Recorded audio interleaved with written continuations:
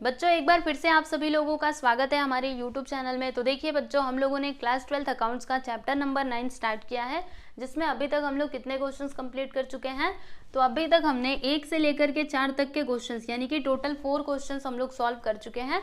और इस वीडियो में हम लोग देखने वाले हैं बच्चों प्रैक्टिकल प्रॉब्लम नंबर 5। ठीक है, तो क्वेश्चन देखने के पहले हम लोग क्या देखेंगे, ये जो वर्टिकल स्टेटमेंट होता है ना, वर्टिकल इनकम स्टेटमेंट, इसका फॉर्मेट हम लोग देखेंगे, क्योंकि क्वेश्चन नंबर 5 में हमें क्या करना है, तो इनकम स्टेटमेंट ही प्रिपेयर करना है। ठीक है, तो सबसे पहले ये फॉर्मेट देखेंगे, उसके बाद जो आपका 5th क्वेश्चन है ना, उसको हम लोग सॉल्व करेंगे। ठीक है, तो देखिए बच्चों, वर्टिकल इनकम स्टेटमेंट में होता क्या है, यहाँ पे पर्टिकुलर्स लिखा है, यहाँ पे अमाउंट आएगा। ठीक है, तो देखो सबसे पहले हमें क्या लिखना होता है, यहाँ पे सेल्स लिखना होता है। ठीक है, जो भी आपने सेल्स किया। ओके, फिर सेल्स में से क्या करना होता है बच्चों, सेल्स रिटर्न को माइनस करना होता है। अगर आपके क्वेश्चन में सेल्स रिटर्न दिया गया है तो आपको क्या करना होगा, सेल्स में से माइनस करना होगा।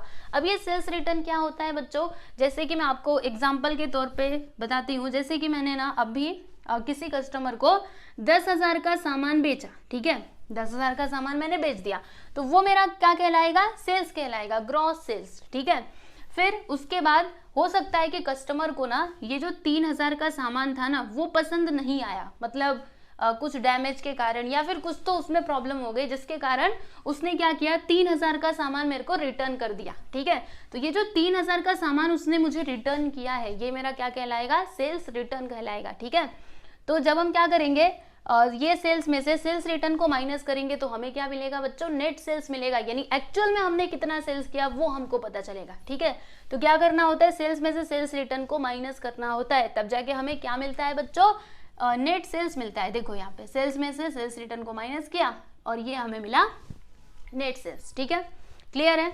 अब देखिए यहाँ पे होगा क्या, अभी हम लोग क्या निकालेंगे बच्चों, ग्रॉस प्रॉफिट। ठीक है, अब ये ग्रॉस प्रॉफिट हमको कैसे मिलेगा, तो देखो क्या करना होता है, ये जो नेट सेल्स है ना, इसमें से हमें माइनस करना होता है किसको, कॉस्ट ऑफ गुड्स सोल्ड। ठीक है, मतलब जो गुड्स है ना बच्चों, उनको बनाने के लिए कितना कॉस्ट आया। जब आप क्या करोगे, ये जो कॉस्ट है ना, कॉस्ट ऑफ गुड्स सोल्ड, ठीक है, जब आप इसको नेट सेल्स में से माइनस करोगे तब आपको पता चलेगा कि आपका ग्रॉस प्रॉफिट कितना है। ठीक है, समझ रहे हो कि नहीं।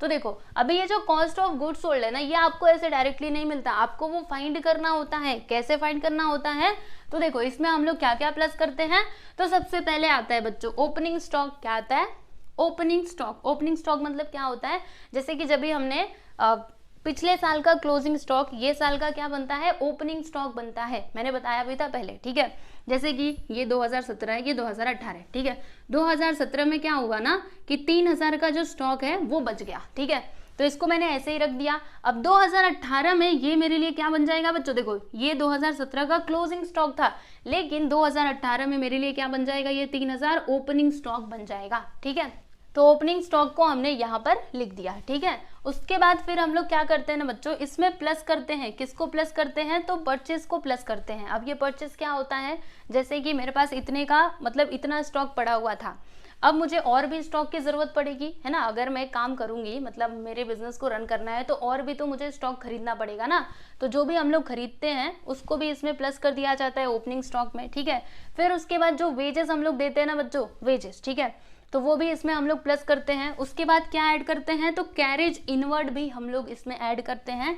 इसके अलावा जो आपके बिजनेस के डायरेक्ट एक्सपेंसेस होते हैं उसे भी आपको क्या करना होता है बच्चों, प्लस करना होता है। ठीक है, और इन सभी में से आपको माइनस करना होता है किसको, तो क्लोजिंग स्टॉक को आपको माइनस करना होता है। क्लोजिंग स्टॉक मतलब क्या, साल के अंत में जो आपका स्टॉक बच गया वो क्या होता है, क्लोजिंग स्टॉक होता है। ठीक है, तो आपको क्या करना होता है, क्लोजिंग स्टॉक को माइनस करना होता है। तो देखो हमने यहाँ पे इसको ब्रैकेट में लिखा है। ठीक है, तो जब आप ये सारा करोगे तो आपको यहाँ पे जो भी अमाउंट मिलेगा ना बच्चों, अभी आप इसको क्या करोगे, तो ये जो नेट सेल्स मिला है इसमें से आप इसको माइनस कर दोगे, तब जाके आपको क्या मिलेगा, तो ग्रॉस प्रॉफिट मिलेगा। ठीक है, समझे, ग्रॉस प्रॉफिट तक तो हम पहुंच गए। अभी हमें कहां तक पहुंचना है, तो नेट प्रॉफिट तक पहुंचना है। आपको याद है ना, प्रॉफिट एंड लॉस अकाउंट से हमें क्या मिलता था, प्रॉफिट ही तो मिलता था, नेट प्रॉफिट ही मिलता था ना, समझ रहे हो कि नहीं।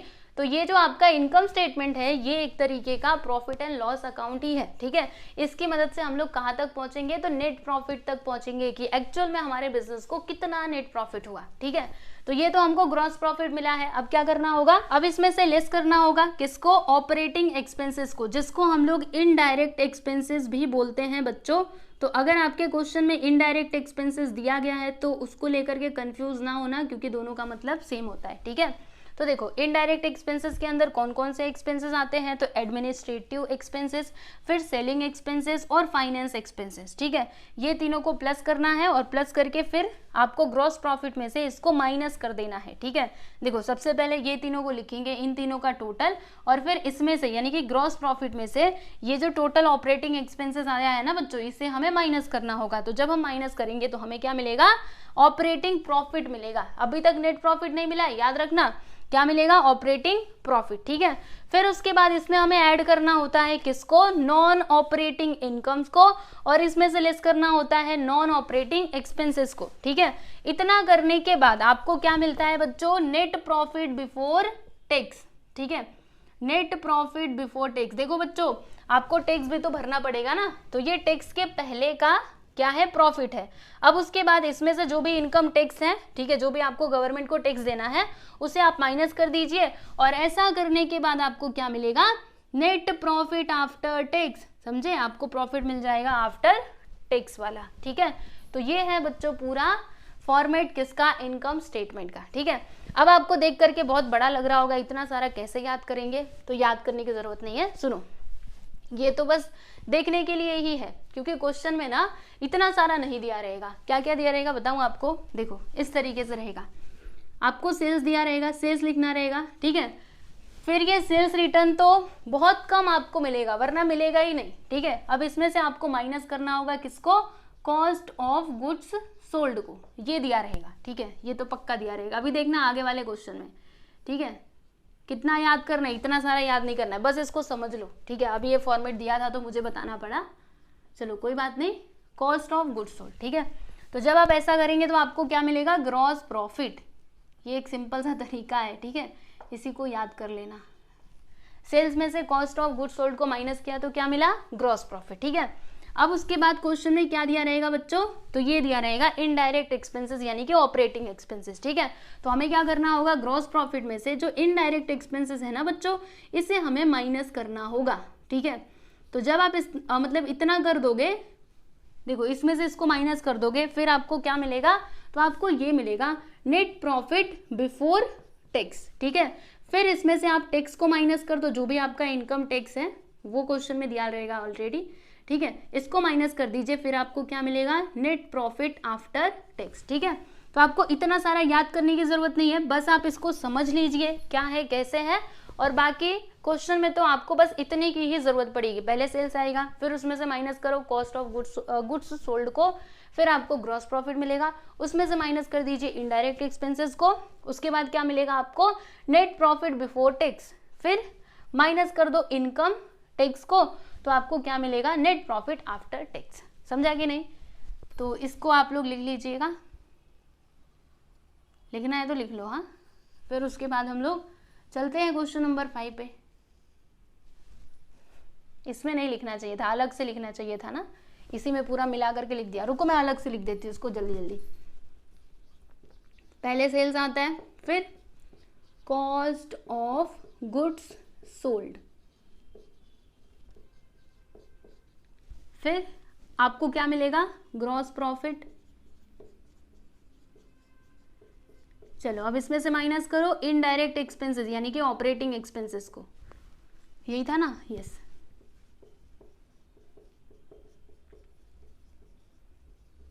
फिर यहाँ पे क्या मिलेगा, नेट प्रॉफिट बिफोर टैक्स। उसके बाद इसमें से जो आपका टैक्स है ना, इनकम टैक्स, उसको माइनस कर दो, तो आपको क्या मिलेगा, नेट प्रॉफिट आफ्टर टैक्स, ठीक है बच्चों। तो इसे आप लोग जरूर अच्छे से याद कर लो, देख लो। चलो इसको तो मैं यहाँ से मिटा ही देती हूँ, है ना, दोनों एक ही में मिक्स हो गए थे।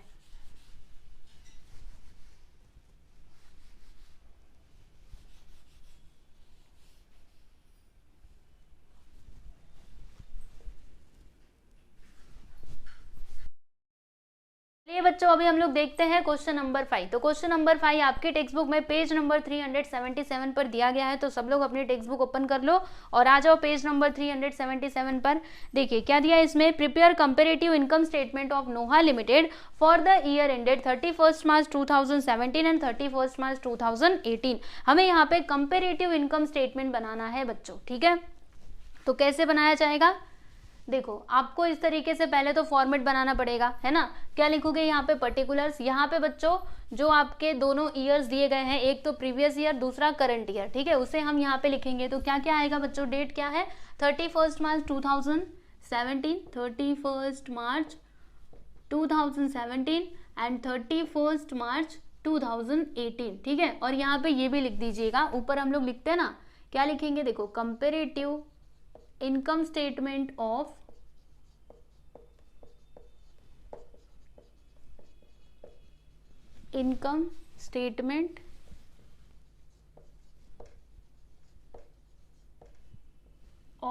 नोहा लिमिटेड, यही है ना, एक बार देख लेते हैं। Yes, Noha limited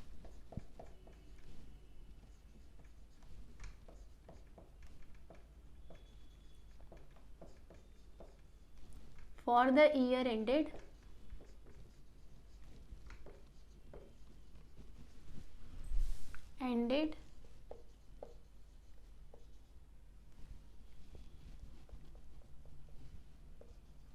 31 March 2017 and 31 March 2018, ठीक है बच्चों। तो यहाँ पर हमने ये लिख दिया, यहाँ पे ये अमाउंट का इस तरीके से सिंबल लिख दीजिएगा। फिर यहाँ पे क्या आता है बच्चों, कंपैरेटिव में एब्सोल्यूट चेंज आता है ना, तो यहाँ पे हम क्या लिखेंगे, एब्सोल्यूट चेंज, ठीक है।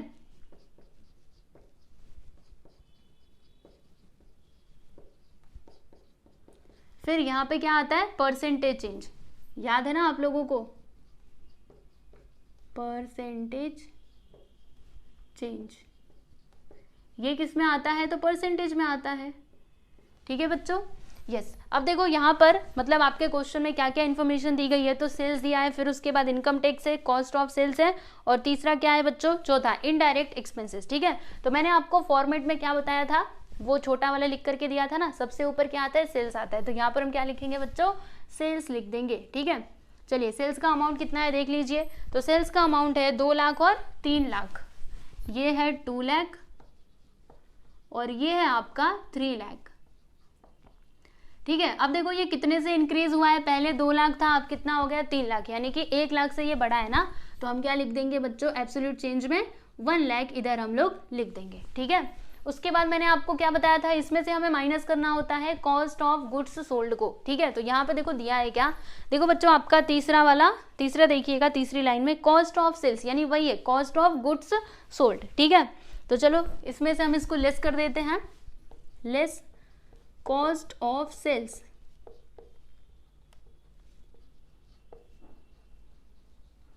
चलो देखते हैं सेल्स का कॉस्ट कितना दिया है बच्चों। तो 1,20,000 और 80,000, तो यहाँ पे हम लिख देंगे 1,20,000 और इसे हम लोग माइनस कर रहे हैं ना, तो इस तरीके से ब्रैकेट में लिख करके दिखाएंगे, ठीक है। और दूसरा है बच्चों 80,000 यानी कि 80,000, ठीक है।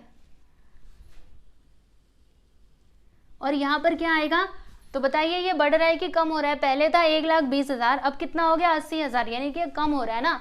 तो कितने से कम हो रहा है, 1,20,000 में से ये 80,000 को माइनस कर दो, देखो 1,20,000 में से बच्चों 80,000 को माइनस कर दीजिए, तो 0 0 0 0, 12 में से 8 गया तो 4, यानी कि 40,000 यहाँ पर आ जाएगा, ठीक है। 40,000 से ये बढ़ रहा है कि कम हो रहा है, कम हो रहा है, इसके लिए हम लोग इसको ब्रैकेट में लिखेंगे, ठीक है। तो अब मुझे बताइए यहाँ पर क्या आएगा बच्चों, 2 लाख में से 1,20,000 को माइनस करेंगे तो 80,000 यहाँ पर आ जाएगा, ठीक है। यस, फिर 3 लाख में से 80,000 को माइनस कर दो तो कितना आएगा, 2,20,000, यही आएगा ना। तो हम इधर लिख देते हैं बच्चों 2,20,000, ठीक है। और यहाँ पर क्या आएगा, तो देखो यहाँ पर डिफरेंस कितने का है, 2,20,000, यहाँ पे 80,000, तो 2,20,000 में से एब्सोल्यूट चेंज हम लोग ऐसे निकालते हैं ना, क्या बताया था मैंने आप लोगों को, एक बार फिर से फॉर्मूला देख लो। हम लोग क्या करते हैं, करंट ईयर के अमाउंट में से जो प्रीवियस ईयर का अमाउंट है उसको माइनस कर देते हैं। तो देखो करंट ईयर का अमाउंट कितना है बच्चों, 2,20,000, ठीक है, और प्रीवियस ईयर का अमाउंट कितना है 80,000, तो इसमें से इसको माइनस करो, अभी पता लग जाएगा, है ना। तो 0 0 0 0, 12 में से 8 गया तो 4, मतलब 1,40,000 आ गया। कितना? 1,40,000 हम इधर लिख देते हैं। ठीक है, समझे कैसे हुआ? फिर उसके बाद हाँ, ये जो आपको मिला ना बच्चों, ये आपका क्या है? Gross profit. बताया था ना आपको फॉर्मेट में, सेल्स में से कॉस्ट ऑफ सेल्स को माइनस करोगे तो क्या मिलेगा? ग्रॉस प्रॉफिट मिलेगा। ठीक है, अब इसमें से हमें क्या माइनस करना होता है बच्चों? याद करो जल्दी से, इनडायरेक्ट एक्सपेंसेस। ठीक है ना, तो क्वेश्चन में देखो इनडायरेक्ट एक्सपेंसेस दिया है क्या? यस, बिल्कुल दिया गया है। तो इसमें से अभी हम लेस करेंगे इनडायरेक्ट एक्सपेंसेस को।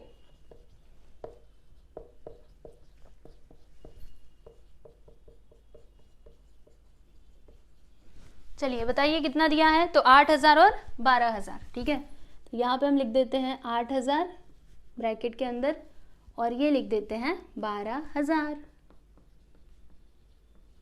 बताइए बच्चों, ये बढ़ रहा है कि कम हो रहा है? तो पहले 8,000 था, अब कितना हो गया? 12,000, यानी कि ये 4,000 से इंक्रीज हो रहा है ना। तो यहाँ पे हम लिख देंगे 4,000, बस ब्रैकेट में नहीं करना है क्योंकि ये इंक्रीज हो रहा है। ठीक है, अब चलो माइनस करते हैं। तो जब माइनस करेंगे 80,000 में से 8,000 को माइनस कर दो, यहाँ पे आ जाएगा 72,000। ठीक है, और 2,20,000 में से 12,000 को माइनस कर दो तो 0 0 0, 10 में से 2 गया तो 8, 1 में से 1 गया तो 0, मतलब 2,08,000 आ जाएगा। ठीक है, और 1,40,000 में से एक काम करो, इधर आप माइनस मत करो, इसमें से इसको माइनस करो तो पता लग जाएगा कि एब्सोल्यूट चेंज कितना आएगा। ठीक है, क्योंकि कभी कभी ना इधर गड़बड़ भी हो जाती है, इससे अच्छा हम लोग सीधे सीधे फॉर्मूले से ही करेंगे। एब्सोल्यूट चेंज हमको कैसे मिलता है? करंट ईयर में से प्रीवियस ईयर के अमाउंट को माइनस कर देने का। तो करंट ईयर कितना है? 2,08,000, प्रीवियस ईयर है बच्चों 72,000। चलो अभी माइनस करते हैं, 0 0 0, 8 में से 2 गया तो 6, 10 में से 7 गया तो 3, यहाँ पे यानी कितना आया बच्चों? 1,36,000। तो हम इधर लिख देंगे 1,36,000।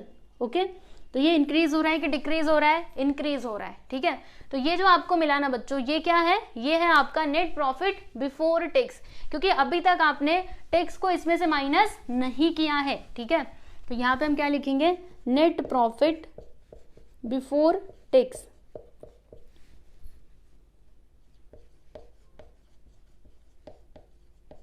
यानी कि NPBT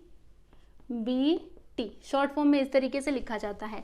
अब इसमें से हम लोग क्या करेंगे? जो इनकम टैक्स है ना बच्चों, उसको हम लोग माइनस कर देंगे। तो यहाँ पे हम लिखते हैं लेस इनकम टैक्स।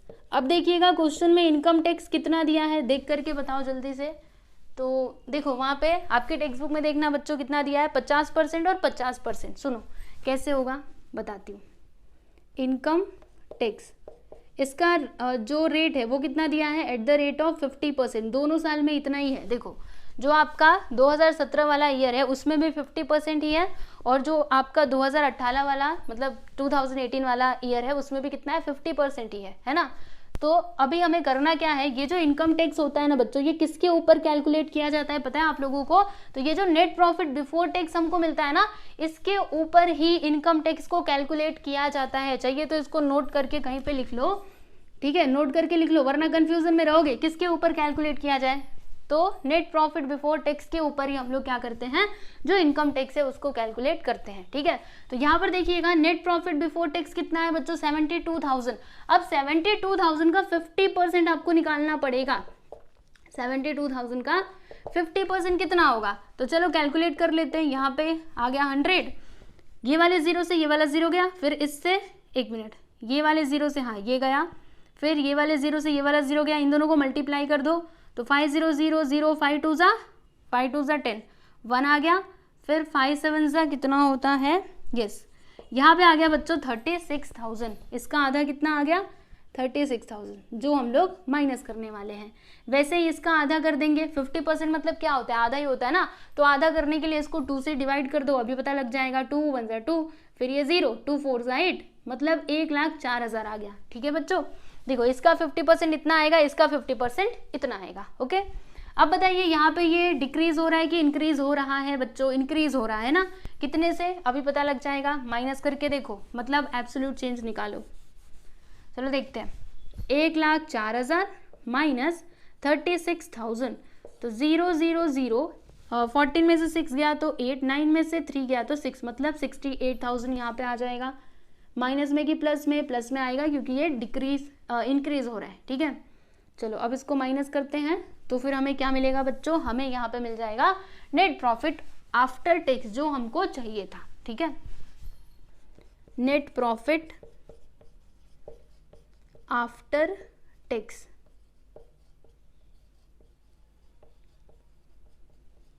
NPAT। ठीक है, चलो माइनस करके देखते हैं तो 72,000 माइनस 36,000 यहाँ पे आ जाएगा बच्चों 36,000। 2,08,000 माइनस 1,04,000 तो यहाँ पर आएगा 1,04,000। ठीक है, और यहाँ पर इन दोनों के बीच का डिफरेंस कितना है बच्चों, तो 68,000 का यहाँ पे लिख देंगे हम लोग 68,000। ठीक है, इतनी बातें आपको समझ में आई कि नहीं पहले ये बता दीजिए, सिंपल है ना। तो अभी आपका क्वेश्चन कंप्लीट नहीं हुआ, क्यों, परसेंटेज चेंज कौन निकालेगा, वो भी तो निकालना पड़ेगा ना। चलो अभी परसेंटेज चेंज निकालते हैं, तो उसके लिए मैंने आपको क्या फॉर्मूला बताया था बच्चों, बताइए क्या होता है। एब्सोल्यूट चेंज ऊपर लिखने का, फिर जो प्रीवियस ईयर का अमाउंट है उसको नीचे और मल्टीप्लाई करने का 100 से। ठीक है, तो यहाँ पर देखो ये कितना है, 1 लाख है ना, तो हम इधर लिखेंगे 1 लाख और प्रीवियस ईयर का अमाउंट ज़रा देख लीजिए 2 लाख है, इसको मल्टीप्लाई करेंगे बच्चों 100 से। अब होगा क्या, तो 5 0 से 5 0 गया, 2 से इसको कैंसिल करो, 2 5 10, इधर आ गया 0, यानी कि 50% यहाँ पे परसेंटेज चेंज आ गया। ठीक है, अब इसका भी ऐसे ही आपको करना है, तो देखो कितना है 40,000, तो यहाँ पे हम लिख देंगे बच्चों 40,000। देखो और इधर कितना है 1,20,000, मल्टीप्लाई करेंगे 100 से। अब क्या होगा, 4 0 से 4 0 गया, फिर 4 1 ज़ा 4, 4 3 ज़ा 12। ठीक है ना, ओके। देखो यहाँ पे फिर इसको 3 से कैंसिल करते हैं, 3 3 ज़ा 9, फिर इसमें से बचेगा तो 3 3 ज़ा 9, पॉइंट लगाया, मतलब ये 33.3333 आता ही रहेगा। तो आप इतना लिखिए 33.33, बस। प्लस में कि माइनस में, तो ये देखो डिक्रीज हो रहा था ना, मतलब ये भी क्या होगा, इतने परसेंट से ये जो आपका कॉस्ट ऑफ गुड्स सेल्स है ना, ये क्या हो जाएगा बच्चों, डिक्रीज हो जाएगा। ठीक है, फिर उसी तरीके से आगे भी करना है। इधर कितना है 1,40,000, तो आप चाहिए ना तो इसको वर्किंग नोट में करके लिखते जाइएगा, ओके, है ना, पता तो चले कि आपने कैलकुलेशन कहाँ पर किया। चलो वर्किंग नोट आपको बताते जाती हूँ। वर्किंग नोट तो कितना है 1,40,000, ये लीजिए हमने इधर लिख दिया। फिर जो प्रीवियस ईयर का अमाउंट है वो कितना है 80,000, ये लीजिए, ये भी हमने लिख दिया। मल्टीप्लाई कर देंगे 100 से। अब क्या होगा, 4 0 से 4 0 गया, फिर कैसे इसको किया जाए, तो देखिए 4 4 से नहीं, 2 4 ज़ा 8, 2 7 ज़ा 14। अब 7 का मल्टीप्लाई इसमें कर दो तो आ जाएगा 700 डिवाइडेड बाई 4। तो 4 1 ज़ा 4, माइनस करेंगे तो यहाँ पे 3 आएगा, ये 0 को लिख लिया। फिर 4 7 ज़ा 28, माइनस करेंगे तो 2 इधर 0, 4 5 ज़ा 20, यानी कितना आया बच्चों 175 आ गया। ठीक है, 175%, तो हम इधर लिख देते हैं 175%। ठीक है, फिर उसके बाद इसका भी वही काम करना है हम लोगों को। तो देखो 4,000 है, तो यहाँ पर हम लिख देंगे 4,000 डिवाइडेड बाई 8,000 इंटू 100। अब क्या होगा, 3 0 से 3 0 गया, 4 1 ज़ा 4, 2 ज़ा 2, 1 ज़ा 2, 5 ज़ा, कितना आ गया 50%। तो यहाँ पे मैंने लिख दिया 50%। इंक्रीज के डिक्रीज, इंक्रीज हो रहा है, अगर ये इंक्रीज होता रहेगा तो ये भी इंक्रीज होगा, अगर ये डिक्रीज होता रहेगा तो ये भी डिक्रीज होगा। ठीक है, अब क्या करना है, तो यहाँ पे देखो बच्चों कितना है 1,36,000, यहाँ पर हमने लिख दिया जी 1,36,000, और इसे हम लोग डिवाइड करेंगे 72,000 से एंड मल्टीप्लाई कर देंगे 100 से। ठीक है, अब क्या होगा, 3 0 से 3 0 गया, अब ये कितने बार में जाएगा, सोचो जल्दी से, 12 से ही जाएगा, नहीं 2 से ही करते हैं, 2 ही सबसे छोटा है ना। चलो 2 3 ज़ा 6, इसमें से 1 बचेगा, 2 6 ज़ा 12, फिर इधर 50 आ गया, फिर से 2 से कैंसिल करो, 2 1 ज़ा 2, 2 8 ज़ा 16, और 2 2 ज़ा 4, 2 5 ज़ा 10। ठीक है, अब क्या, फिर से 2 से कैंसिल करते हैं, तो 2 9 ज़ा 18, और यहाँ पर कितना आएगा, तो देखो 2 6 ज़ा 12, इसमें से 1 बचेगा, 2 8 ज़ा 16, 68 आ गया। अब क्या करना चाहिए बताती हूँ, इन दोनों का मल्टीप्लाई कर दो, फिर डिवाइड कर देना 9 से। तो 68 मल्टीप्लाइड बाई 25, 5 8 ज़ा 40, 4 आ गया, 5 6 ज़ा 30 प्लस 4 34, फिर 2 8 ज़ा 16 1, 2 6 ज़ा 12 1 13, 0 6 4 10, 1 आ गया, 3 3 6 1 7, मतलब कितना आ गया 1700। देखो ये 1700 को हम लोग डिवाइड कर देंगे 9 से। अब कितने बार में जाएगा, 9 1 ज़ा 9, माइनस करो चलो तो कितना आएगा 8 आ जाएगा। फिर हमने ये 0 को यहाँ पे लिख लिया। आप कितने बार में जाएगा, सोचो जल्दी से।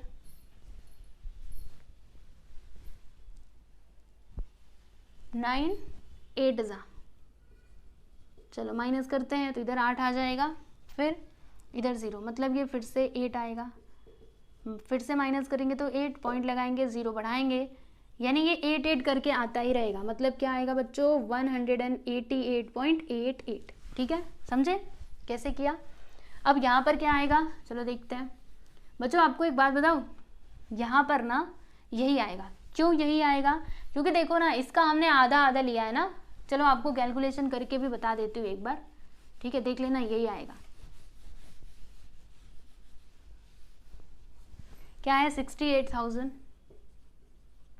फिर यहाँ पे क्या मतलब क्या दिया गया है 36,000 इंटू 100। ठीक है, अब क्या होगा, ये 0 से ये 0 गया। अब फिर से 2 से कैंसिल करो, या फिर 4 से करते ना, 4 9 से 36 और 4 2 से 8, 4 5 से 20। अब इन दोनों का मल्टीप्लाई करेंगे तो 68 और ये 25। देखो यही था ना, पीछे भी तो यही था।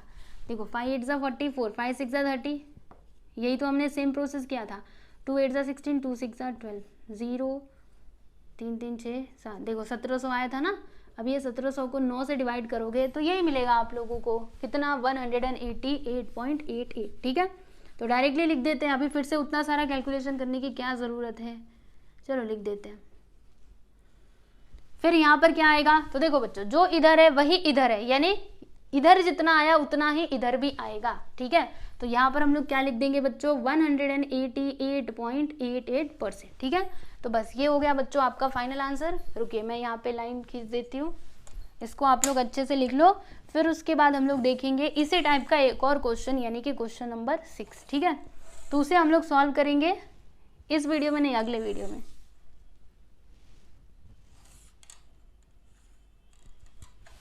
अभी तो बस इतना ही रहेगा। ठीक है बच्चों, और एक और बात बोलूँ, सुनो, अगर आपको वीडियोस अच्छे लग रहे हैं तो आप ज़रूर कमेंट करके बताइएगा समझ में आ रहा है कि नहीं। मैं बार बार बोलती हूँ, आप कमेंट कर दिया करो, ठीक है, कि हाँ हमें समझ में आ रहा है, तो मुझे भी अच्छा लगेगा। ठीक है बच्चों, तो ज़रूर आप कमेंट करके बताइएगा। और जो आपका क्वेश्चन नंबर 6 है ना, उसे हम लोग देखेंगे नेक्स्ट वीडियो में, जिसका लिंक आपको डिस्क्रिप्शन में भी मिल जाएगा। ठीक है, तो चलिए बच्चों चलते हैं, मिलेंगे हम लोग नेक्स्ट वीडियो में क्वेश्चन नंबर 6 के साथ। ओके, चलो गुड बाय एवरीवन।